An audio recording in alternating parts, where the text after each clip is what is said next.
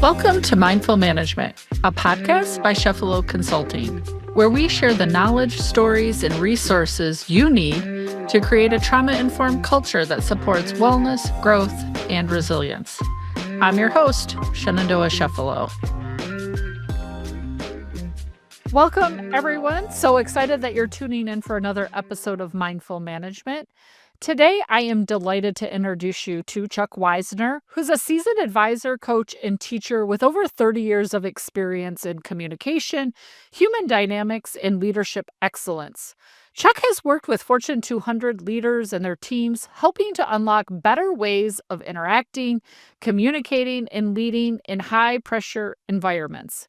He's also a senior mediator affiliated with the prestigious Harvard Mediation Program and has contributed to the MIT Center for Organizational Learning. Chuck's recent book, The Art of Conscious Conversations, Transforming How We Talk, Listen, and Interact, dives deep into the tools and practices needed to enhance our conversations and interactions, both personally and professionally. Today, we get to explore how to recognize the hidden dialogue that shapes our communication and how to foster a more mindful, conscious conversation. Chuck, welcome. I'm delighted to have you on today. Thanks for inviting me. Happy to be here. Chuck, I'm so fascinated by your career. It spans a lot of different areas: coaching, which speaks to me, mediation, which is going to speak right my husband's language, leadership development. But can you take us back to the beginning? What kind of sparked your interest in communication and human dynamics in the first place? Well, I was professionally trained as an architect. I practiced in Boston for 20 years. Saw plenty of conflict. If anyone's ever built anything or renovated their kitchen or their bathroom, they know there's always issues. But I was working on big projects, so there was always, conflict between owners and bankers and finance people and all that jazz, engineers. And so I had that in the back of my mind, like, man, how do really smart people really get this dumb together this fast? I ended up with fist fights in meetings. So, but then really what happened was one of the partners in the firm, when we grew from 7 guys kicking around doing architecture to 30 or 40 people, his alcoholism sort of reared up its ugly head, and it became a problem for our staff. It became a problem for our clients and for us.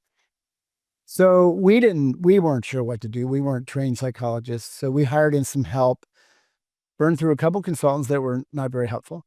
And then we ended up with a woman named Linda Reed, who had studied language and studied the ontology of language and had a consulting business. And she met with us. She worked with us individually. She worked with us as a group. And over a 3 or 4 month period, she got us through this to a very, very productive end, where everyone had a reframing of what was going on and what we had to do to go forward. Well, what she did felt like magic to me. I think, how did she do that? How did she know what to say? How did she know what to ask? Right? And it was that was a spark. And I internally have a spiritual, psychological interest in my life. I always have. So what she did felt more like, oh, that's leaning into this other part of me, not my, trained architect, but this other part, this humane part. So anyway, we became friends. In about a little time, we started doing some mediation together for building stuff, because I knew the trade, she knew the work. And then slowly I trained as a mediator through the Harvard Law School. I read a bunch of books, and then eventually I studied with her teachers something called the ontology of language, and why we are who we are because of language. And that was a 4-year process. And at the end of the 4 years, I hung up my partnership in architecture and I started a whole new career. I love that, because it's kind of the story of people that makes us understand and communicate better, right? This idea that you're on this path for one very specific thing, architecture. So how did you go from that? So Linda sparks your interest to Writing the book, The Art of Conscious Conversations. So, long story short, um, when I left architecture, I had one client that was paying me $100 a week. I had two sons, 8 and 10.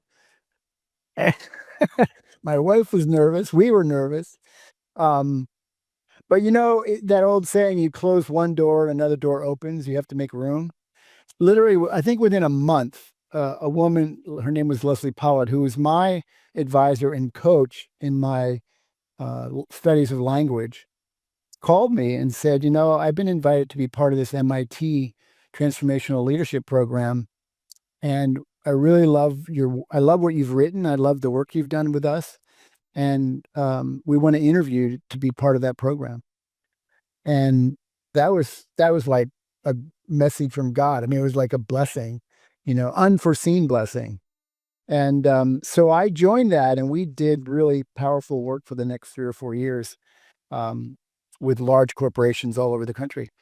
So that resolved because the program at MIT ended. Fred and Peter, who were the people leading that, went off and did their own thing. And then Leslie and I continued some work together. And then eventually I started my own firm. So in that long process of 15 years or so, I had clients of 10 years that I was still working with. And one of them, I was having a cocktail with him and in Detroit, because I had a bunch of clients in Detroit. And he said, well, I love the work. I mean, there's all this work, Peter Senge's work in the fifth discipline, emotional intelligence, advocacy and inquiry, meditation, all this stuff. I don't know how to connect the dots. And that really stuck for me. I mean, like, oh, well, he's right. His name was Jamie Bonini, and he's an executive at Toyota. And that really stuck for me. And it was just churning in my mind. And then one day, I think I was walking in the beach, and I got another flash. It's like, when I studied language, there's 4 or 5 different types of conversations. And those conversations are the perfect structure to hold all of these different ideas and all these different tools and practices.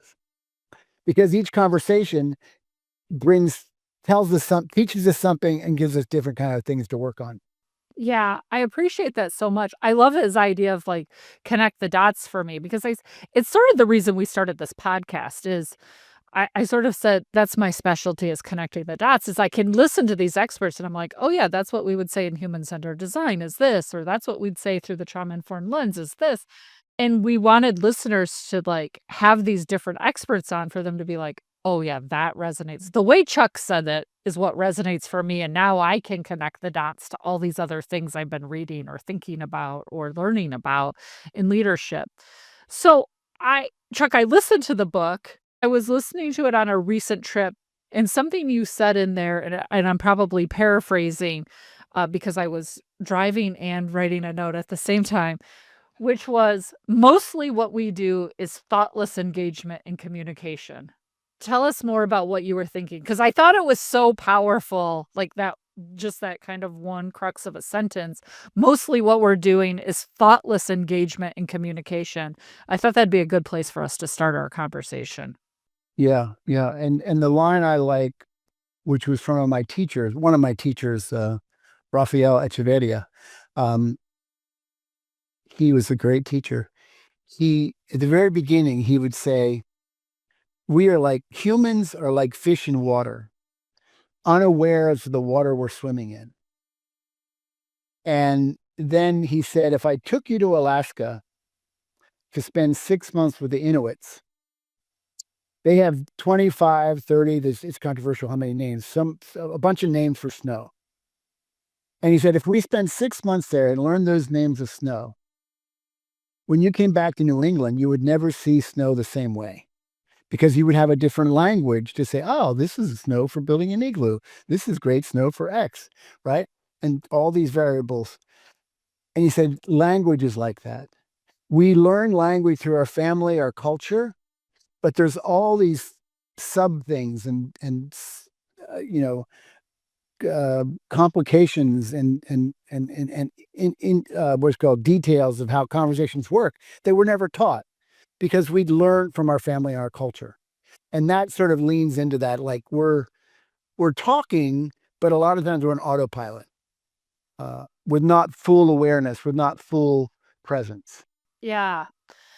I just appreciate that so much because, I mean, even if you just talk about the United States, right? Like, words mean so many different things depending on where you are in this nation. What we say here in the Midwest, we kind of know what you're talking about out there on the East Coast, but right? Like, it has these subtle differences of meaning and context in play. The other thing that you said in the book that stood out had a lot to do around the role of awareness of ego in conscious and conversation. So can you expand on that a bit? Like, how does ego impact the way we communicate, and what do we do to manage it? Yeah, I yeah, think this that's is great. playing out, like, on a national level right now, by the way, Ye right? Yeah, big time. Yeah, so the how I connect those dots is that it sort of it sort of, leans into the first conversation of the book, which is storytelling, right?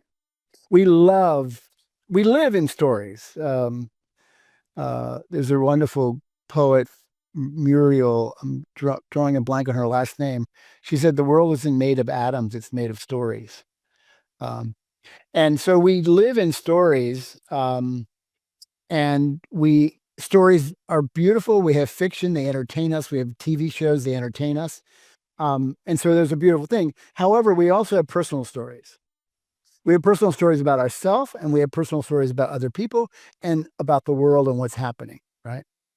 So when we have our story and our particular perspective or our particular opinion, right? That is where the ego comes in, because the ego, depending on how we were raised in our childhood, but our ego is there to protect us. And also our ego wants us to be right, right? So what it does, it encourage keep us safe, but it encourages us to, like I like to say, encourages us to hold our story or our opinion with a closed fist, right? And then we're trained in school to have the answer, and then we're trained in business to be the smartest one in the room, right? So, so and again, I don't want to take anybody's story away, but to realize your story is not the truth. Your story is not. Your story is one of many, many, many, many, many stories. And so the ego is feeds us that way to say, "Don't give in. You're right." And then that sets us on these uncomfortable, difficult conversations where we're defensive, or we get emotionally triggered. Yeah, that's so powerful, right? Is the story keeps us safe, and it's sparking sort of some of the work my daughter's working on in grad school around photography, and an image of, is that the truth? Uh huh. Is that image the Yeah. truth? Right? Like, Yeah. and Yeah. not about Photoshop, by the way, but about, Yeah. The like, real that's the image. that's the perspective of the photographer at the time, right? And Right. so what is it really capturing, and what are they telling us? But I think that those stories, that ego, you're right, get us so locked into, it can only be this, It and can only be this. Yeah. there's no Yeah. other way. And ironically, many of our stories we don't consciously choose. So we adopt standards, we adopt, morals, we adopt things that then when something happens in the world, we have a part of our brain that just says, there's all these things happening. And our brain goes, okay, here's how we connect the dots. Here's your story. And it's sort of an unconscious process, but then we connect to it. Then we identify with it. Then our identity is attached to it. Yeah, that's so powerful for me because as a facilitator and trainer, right, I say stories are my driving force. Like, that's how I get people to change. Like, you can give people all the data you want, but what does it make you feel? At the end of the day, it has to make you feel something, right? And so for me, I'm so reliant on storytelling. And as I'm just listening to you say that, I'm like, "Ooh, is that harming or hurting the training?" Like, there's a piece of that, right? Of like, it's driving a point home, but is it what you wanna be driving home? So, it's an important piece, and then for me, the story can sometimes become autopilot because 'cause I've told the story so many times, and I wanna talk about that autopilot piece with you because how much of what we say and do is an autopilot reaction, what I might call in my work that trauma response, that fight, flight, freeze, appease response. You don't even think about it. You're like breathing, you're just doing it, you're just saying it, you're not even conscious about it. And how do you break out of that? Because we know we spend so little time really in our executive functioning where all that really good stuff happens. But let's just talk about in an organization setting, Chuck, when you got 40 things going on, it feels like you got 10 fires burning. How do you break out of the autopilot reaction to have a really communicate with other people and be as clear as you can? Okay. That comes to part of the book where I talk about practices. So when we're trying to say, let me investigate, first of all, do we have the courage to say, my story isn't the truth? It's one story. And then do we have the courage to investigate it? And stories are made of only three things. They're made of facts. We have our emotional reactions to what the world happens. So when we get attached to our emotion and we get upset, right? What we have to do is recognize that, wait a minute, what's underneath my emotion that is driving this anger or this driving this disappointment or this driving this frustration, right? So we have to have the courage to investigate and look underneath, because the opposite of facts is opinions. A fact is something we can't disagree on, right? This is a glass of water, right? Blue is blue if you're not colorblind. But then opinions is where it gets really messy, because the opinions are the part of our stories that embody all of our biases, all of our lessons, all of our cultural teachings, all of our history. And so something happens and we have this immediate judgment, right? Hold it with a fist. And I say one way we can do this is, and I have a shortcut of four, you probably heard in the book, four archetypal questions, which the questions are to say, pry my hand open. Instead of coming to you with a fist of like, no, this is how it's to be, I can say, okay, am I willing to expose how I'm thinking, why I'm thinking why I'm thinking this way? And those four questions of desires, concerns, power issues, and standards are how we begin to pry our hand open and become a little more humble, a little more vulnerable, because we have to reveal that underbelly, right? Which is scary for people. But when you do it, you're setting it's more of a heartfelt conversation because you're really revealing your deeper thinking. Yeah, well, you also have to be vulnerable, right? Like, it and are we comfortable being vulnerable? What does vulnerability actually mean, right? I mean, I talk about this when we talk about, like, the work of Brené Brown, who spent so much time just on vulnerability specifically, is that vulnerability doesn't mean I necessarily tell you all the dirty facts, right? Which you were kind of, like, brushing out the secret. It's just admitting I'm a person who's fallible as well. Like, I have good days and bad days, and just because of where I am maybe in a power structure or hierarchy structural, still human. Right, right, exactly. Yeah. Yeah, and the other piece is I can be wrong. I don't I don't have to be the have the answer. I don't have to be the knower, right? And the higher up we get in a hierarchy, the more we fall into that trap of having to have the answer and be the smartest one in the room. So, what about something that you talked about, and I just put a note here about private conversations, which are not like, hey, you and I are, you know, a bunch of people are not really listening to us right now, Chuck, but you talk about private conversations about what we think about versus what we say in that kind of space. Can you just talk about that a little bit more? And how does that affect us? And how do we begin to align our internal thoughts to our spoken words? Yes, and that this subject is a part of the book that is a practice in the book that you people can do in practice, and I've done it with hundreds of people. It's a very powerful and sometimes scary exercise, because what the distinction is if we're on autopilot and we say, what do you think about the progress of the project, and the other person says it's too soon to tell. And I say, well, we're running out of time and the budget is slim. And she says, I think we'll be fine. Right. So that's the public conversation. Now, my private conversation was really different. And my private conversation is really the thinking underneath what I'm feeling, but I'm not willing to say. So what am I thinking and feeling? When I say, what do you think about the project? What I'm thinking is, we are in damn trouble. You know, the deadline is 2 months from now and we are off budget and we are not on target for progress. That's what I'm thinking. And she says, it's too soon to tell. What I'm thinking and feeling is, she doesn't have a clue what's going on. Now, the gap between that public and private conversation is huge. Yeah. And a very big because she's stress. also having She's a having her private conversation, right? Like, which also needs to be noted. So she's having a private conversation, you're having a private conversation, and then these are just kind of the agreed mediated point, since you're a mediator, right, Chuck, that we're both willing to say at this time, given all those other out forces of safety with each other, trust, transparency, etc.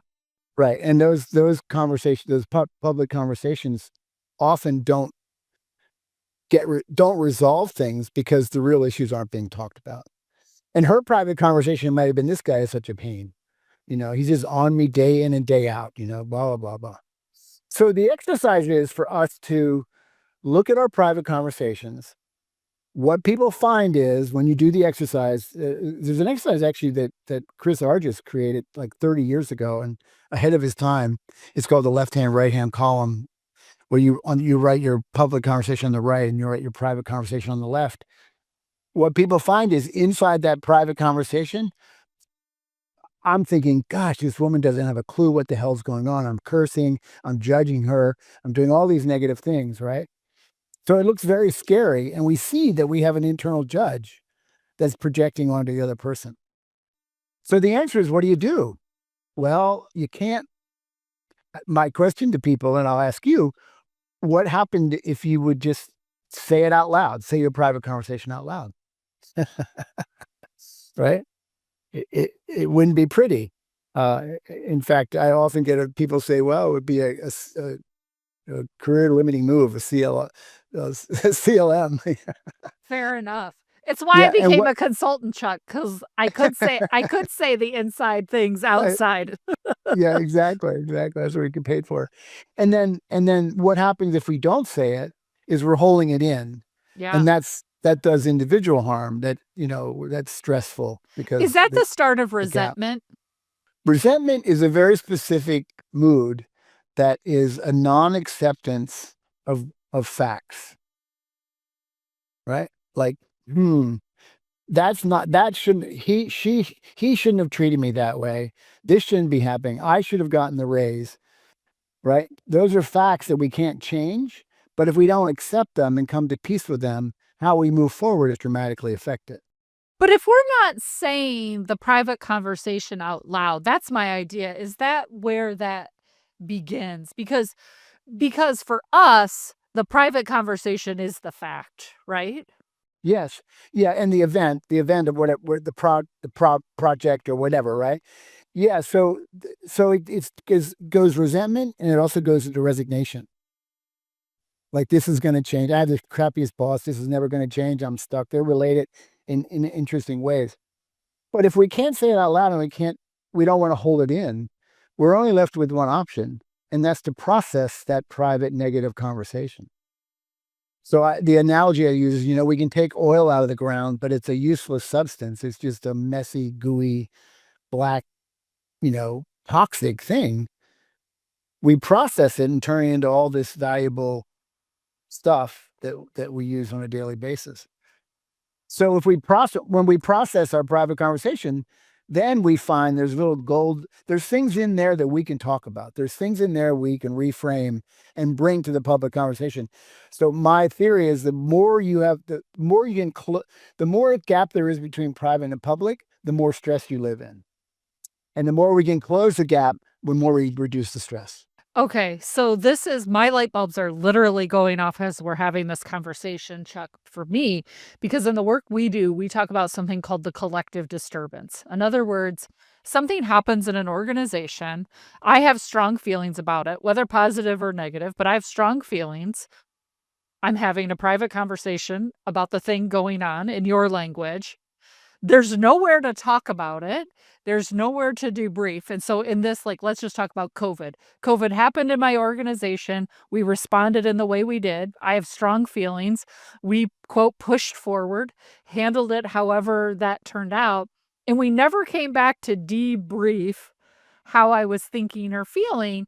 And so the collective disturbance becomes what I thought, how I was thinking, how I'm feeling. I wasn't able to debrief it in this example around COVID. And now I begin attaching that to how I feel about you, Chuck, as our leader, or how I feel about this team or this department or this division, which causes us to have the whack a mole, right? Where these other problems that I'm trying to now solve as a leader, those problems, but it's not really the source of the real thing. Because to your point, there is this disconnect between that private conversation I'm having in my head, the ability to process and or debrief that, and what's actually happening in reality, That's right. Yeah, exactly. Yeah. if I And so understand you. no, that's right. And that's why I love to remind people then we're doing this sort of work around processing our private conversations or becoming more aware of our communication patterns so we can change them. We're messing around with neurons in our brain, you know. So it takes some effort and it takes time. You got to be patient. You got to stop judging yourself. We do something stupid and then we're in a cycle because oh my God, I should have said that in the meeting and blah blah blah blah. We're just spiraling down, judging. And so the work around private conversation is to process to say what can I learn here and what is valuable that I can bring into the conversation. And that's where the four questions become really powerful.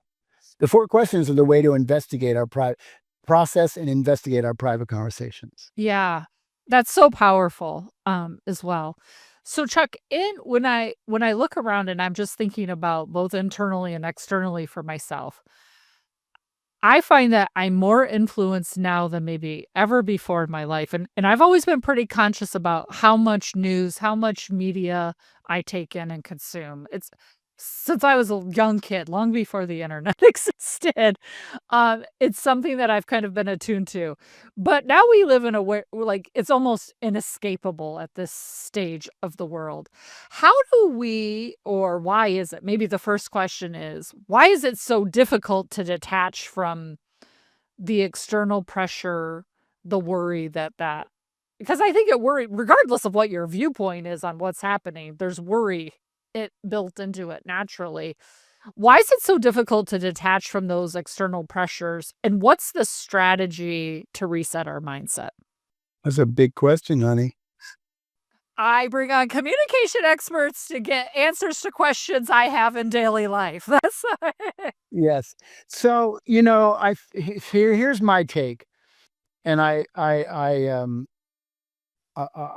consider Yuval Harari one of my teachers.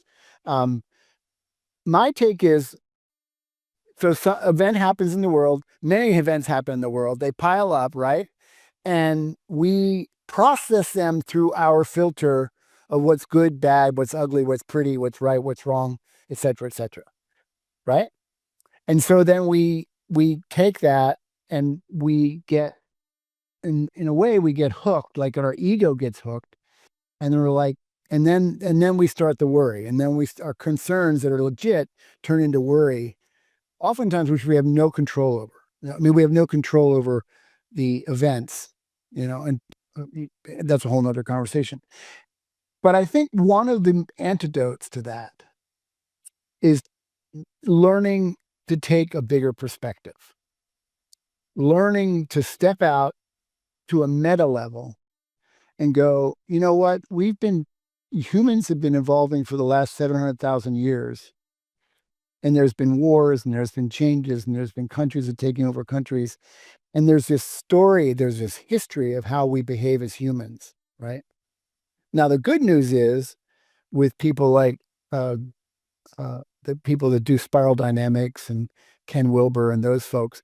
The good news is that they've tracked this historical pattern of human consciousness. And so over time, the line of human consciousness is an increase is getting higher, right? Higher and higher, but it's not a straight line. So over time, we've been on this, we make progress and then there's a reaction. We make progress and then there's a reaction, like this, right? So it's like that. So having that perspective really helps us put the current events in some kind of bigger context and say, okay. And I firmly believe, and I don't want to get into politics, but I firmly believe that right now, a lot that we're living through is a negative, fearful reaction to human progress, human consciousness, which means tolerance. That in order to make progress, you have to actually go backwards, in other words. And so, like, through the trauma-informed lens, right, we'd say, like, you can't heal past trauma if you don't go into the darkness. Like, to get to the light, you gotta go dark. And I agree with you. Sometimes there's gotta be bad things in order to have good things occur. Yeah. Well, the bad things are a natural, not, well, I don't want to say natural. They're I guess, inherent reaction to change, right? Yeah, because change And is unsafe for the human brain. Any change is that's unsafe, right. even if Any the change change is is good unsafe. for us. We like That's right. if we only know something yucky, I sometimes hate to use the word bad, but if you only know something kind of yucky, then your brain is always trying to keep you safe from that. I say it all the time. The brain's job is to keep you alive no matter what. And if you're alive and listening to this, it's kept you alive. And so whatever it did to keep you alive has worked, like, even if the way it kept you alive is bad, right? So, like, It's not serving you well, but you're alive. yeah, I mean, but that's why we talk about things like addiction, or we talk about, right? Like, well, it might not have been the best course forward. I think we would all in our logical brains agree. Even people suffering from addiction would agree. But it kept you alive because here you are. But sometimes we got to do a bad thing to get to a good place. Yep, yep. And the I guess the awakening, the enlightenment part is you recognize the bad and you recognize that it's not serving you and say, what's my way out? How can tomorrow look different than today? And then we're open to change. Yeah, I make a bad choice to then make the better choice. And if we're talking about the collective of humanity, which is hard to say and painful for me to say, which is sometimes people get hurt and harmed for us to actually go somewhere even better than we were before. Absolutely. Yeah, yeah. Yeah, and sometimes, and I think this might be true now, we might have a big enough negative reaction to what's going on that more people sort of say, "Well, wait a minute, wait a minute. No. This is better than this." Yeah, I think that's been a hard piece for me in the probably last 5 or 6 years to kind of take a deep look at is like, can you get to the better place without going to a worse place first? Yeah, we're in this. We're moving, but we're up and down, and we're up and down, and then historically that is the case. And if anyone listening is interested, Ken Wilber's book, a brief history of everything, and also the spiral dynamic folks, or even Yuval Harari, because his first book, *Sapiens*, tells a totally different story about how we humans evolved. Great book. I haven't No one's brought up that book in a couple of years, Chuck. I appreciate the reminder. That's a book that kind of came across my desk. It feels like maybe 15 years. COVID makes it feels like everything was 15 years ago, but Yeah, it's one of feel those like eight, things. It something like probably that. like Yeah. 8, exactly. Um, Chuck, we're gonna get to quick fire here shortly. I have 2 questions I sort of wanna ask you. I have 50 questions I still wanna ask you, but, I'll uh come back. yeah, we're gonna have to have you back for sure, which is one of the things you argue is you argue that what we say and what others hear are rarely the same. So, let me repeat that because it didn't even come out well. what we say and what others hear are rarely the same. Why is that the case? And how do we become more effective in ensuring our messages are clearly understood? And the reason I'm asking, I'm going to give some context, is the thing that I hear in organizations, systems, communities all the time is they never tell us what's going on. And what you hear from the system community is like, we don't know how else to tell people what we're saying. Like, we've said it a lot, and to me, it comes to this one point of what we say and what people hear. So, how can we ensure a more clear message? Well, there's two dimensions to this. The the linguistic dimension is we're not radio transmitters. We're not like, okay, let's tune into 90.9 and the news will come across and we hear the news like it's transmitted in a radio from the transmitter to our radio. We're not like that. We hear the news and it goes into our story making brain and connects it with all our beliefs, all of our prejudices, all of our experiences. And so then our story is fabricated, not like it, transmitting, but it gets transformed. Right. And so to be conscious of that means we have to be more clear, not talking with an open fist, but with an open hand and an open heart and say, let me tell you how I made the decision or why I made the decision or why we're doing it this way. Reveal more. Now, the other dimension is it's what's called a background of obviousness, which means what is totally obvious to you because you've done it 1,000 times, or say you're the senior executive of a company, you have all this information, financial, strategic, HR, you have all this information that people 2 levels down from you don't have. But if it's so obvious to us, it's so obvious to us that we forget that no one else has it. And so we're sharing at a level that they can't even connect with. That resonates so true with me just on this simple thing. One of the studies I use in my work every day is something called the Adverse Childhood Experience Study, which came out roughly 30 years ago. And I always ask in a room how many people have heard of this study. And it varies. So some people, I'm in rooms where lots of people have heard of the study. Sometimes I'm in places with nobody's heard of the study. And then I tell a story about the history of the study. And even the people who had raised their hand and knew about the study were like, well, I didn't know that about the study. And so what I'm hearing, like, and for me, I keep saying, like, I want to stop talking about this study. I'm bored with the study. I like, because for me, it's 30 years old. And I know it in all of the ways and so deeply, and so, and it's part of everything I do. It's the framework of everything that I've built since then.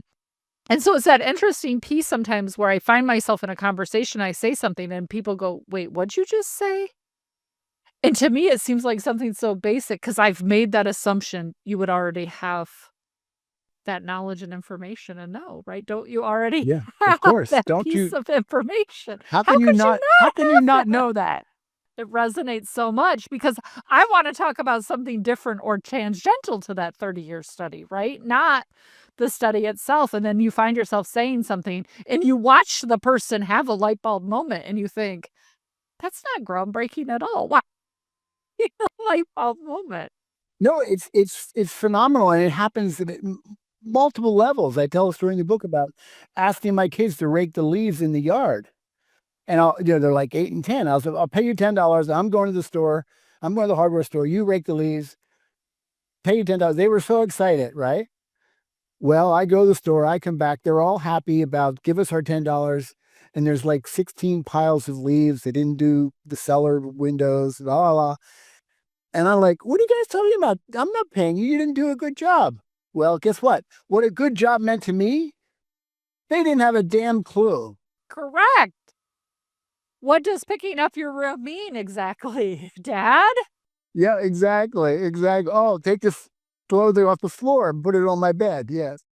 So, okay, I'm gonna get to quick fire. One last question. After all of your years, Chuck, in coaching and teaching and thinking about language, is there a personal story or experience that stands out to you as a true testament of the power of a conscious conversation in a real world setting?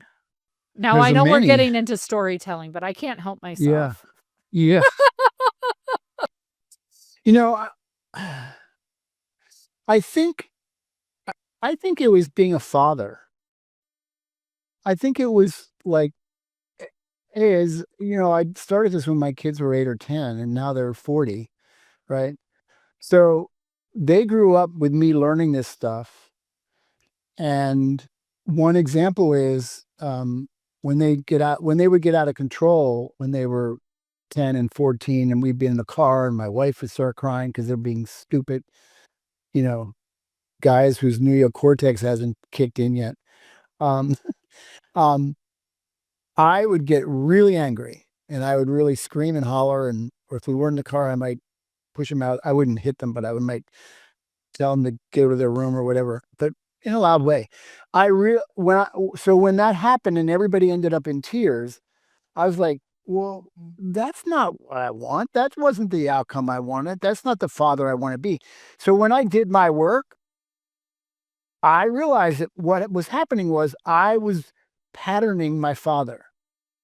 That's how my father behaved. That was my role model. That was my unconscious behavior that wasn't serving me well and wasn't the dad I wanted to be. I appreciate that story so much, Chuck, which what you didn't know, right? Because my own private conversation was before I asked the question, of course, as I was prepping to do our podcast, I was like, well, Shen, what would be the example that you would think of? And it's actually a story about Jimmy Carter and parenting and grandparenting. And it was him telling this story about when he did Middle East peace talks in Kitty-Bunkport. When he had, Yasser Arafat at the time, and when, they were trying to have these conversations and he couldn't make any headway, and he was trying to mediate this, which I think you would just appreciate as your mediator skills, and he had them kind of in 2 separate parts of Kitty-Bunkport, and he was going back and forth, right? And he couldn't make any progress, and finally, he found a picture of his grandkids, and he started telling them, like, "These are my grandkids, and tell me about your grandkids, and what do you wanna leave for your grandkids?" And to me, that was like it sort of to me is like you talking about being a parent, him talking about being a grandparent at that point in his life of, like, what are we leaving to our kids here? And that is what got them to come together and finally do the work. And so it's funny that you brought up parenting because I thought that's exactly in the real world. If you're doing it right there, you'll do it right wherever you're a leader. Wherever you're at, yeah. And so how that resolved was quickly. I realized I was doing my dad. I did some work. I did some investigation of what that was about because it had to do with me protecting my mother. I had a dysfunctional family. I mean, all that stuff. So I surfaced it all and said, "Oh my God, I'm turning into my dad." So then I shared that with my wife. I shared that with my kids and said, "Look, when things get a little tense, what I do is I turn into my dad. I don't want to do that. I turn into Charlie. I don't want to do that." So then going forward, for me, the practice was catching myself, catching the emotional reaction coming before I actually turn into Charlie. And then I could say, "Hey kids, Charlie's about to surface." And the whole room would just quiet down. Yeah, but being able to recognize it, and then also, hopefully, they had the accountability with you to say, "Dad, it sounds like Charlie's surfacing," Absolutely. Yeah. right? Yeah. Yeah. To Yeah. you, so that it's that two-way street. For me, that's when the beauty happens, not only you recognizing it and self-awareness, which is a glorious thing, but we know when we're triggered, we don't always have self-awareness. It doesn't Right. always the It best part of disappears. us doesn't come. But Right. if you have great Yeah. accountability partners, and kids and family are great accountability partners, they say, "It's how you're acting like Charlie, Dad. Let's Yeah. let's tuck And that now that away." they're older and they have kids. They have very young babies. I'm a new Yeah. grandpa. But Yay. they're talking to me about their anger issues. Yeah. Right? And where Yeah, so that that's stems yeah. from. Chuck, it's been glorious. I cannot wait to hear how you're going to answer these questions. I'm taking note. First off, I took notes. One thing I'll say to our listeners is they got to go out and read your article, blog post called Conscious Conversations Foster Insightful Connections with the 10 steps you give. If I had time, we would go through all of the 10 steps you have in that article because there were so many really good things. So for our listeners, we'll put a link in the show notes to go out and read that as well. But tell us, what's the latest book, TV show, media you're consuming that's caught your attention, and why has it stood out for you? It can be for fun, for business, for education, for whatever you're doing. And I'm reading Yuval Harari's new book called Nexus, which is about information, which takes us the whole way into AI. So that's an intense read. Another read is, and I don't have it in front of me, and I'm really terrible about remembering a name, but it's a book about writing. And while I've been writing now for 5 years or so, I had to overcome a story in my head that I didn't know how to write. So That's resonating. I constantly read about writing so I can keep improving my writing. My favorite book on writing is from Stephen King, by the way, called On Writing. I've heard that. I have to get that. I don't have that. It's a good quick read too, but it's one I come back to all the time.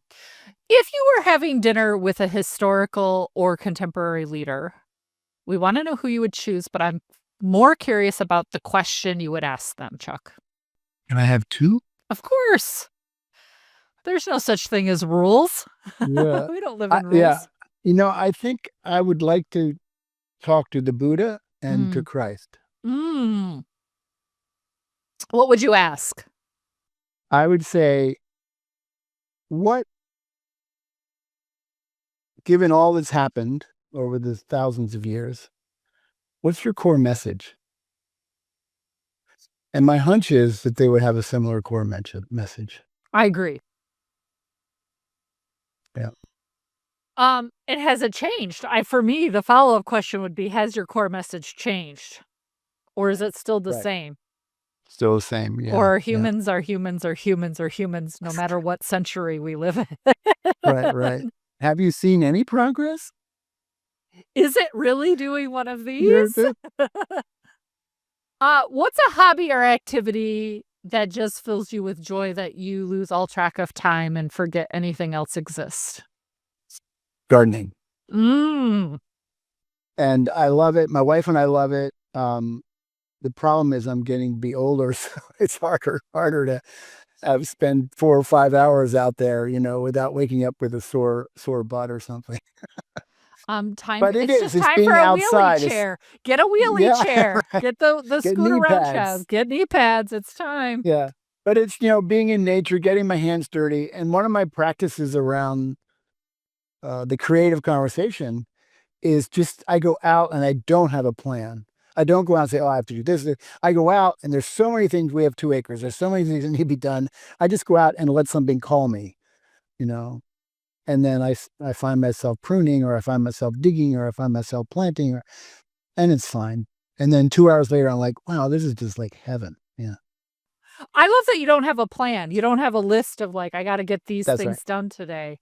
Well, there's a list, but I don't go out with a plan. I really like to let it come to me. Yeah. Which is really about trusting our intuition. I love that. Chuck, how can our listeners find you if they haven't figured it out? I know they need to go buy your book. It was such a good book. I'm going to highly suggest it to my staff, by the way. There were so many really good pieces in there. But how else can they connect with you, find you? What's going on in the Chuck life? Yeah, so chuckwisner.com is the website.